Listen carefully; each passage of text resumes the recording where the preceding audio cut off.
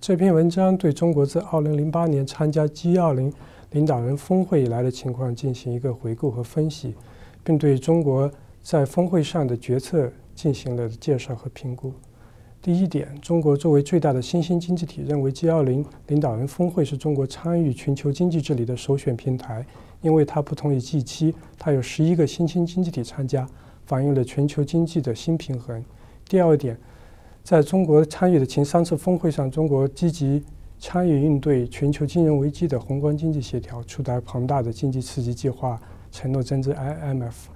加入一系列国际经济治理机构，进入了国际经济治理的中心。但从多伦多峰会开始，中国在人民币汇率问题上感受到了来自发达国家的很大压力。此后，中国在2012年峰会上谨慎应对，并最终以增资430亿美元给 IMF 的方式来承诺援助欧洲。到了2013年圣彼得堡峰会，随着全球经济平衡和人民币汇率问题上中国面临的压力减退，中国重新开始积极在峰会上发挥作用。中国也一直坚持国际金融体系的改革主张，推动实现2010年峰会上承诺的世界银行和 IMF 的份额改革计划。第三一点，中国在 G20 峰会上的决策反映了中国对外经济决策中的分散集中模式，即由参与的各主管部门，如商务部、央行、财政部、发改委，在各自的领域内自主决策并进行协调。在重大的经济问题上，如是否承诺进行汇率改革，由负责经济和金融工作的副总理协调，并由最高领导人集体决定。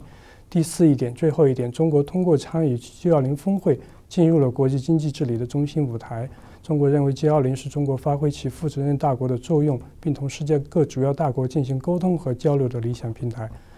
中国认为自己在峰会上面临的主要问题是对议程设置的能力不足，在决策方面各参与的部门协调不够，特别是金融轨道和外交轨道之间的协调。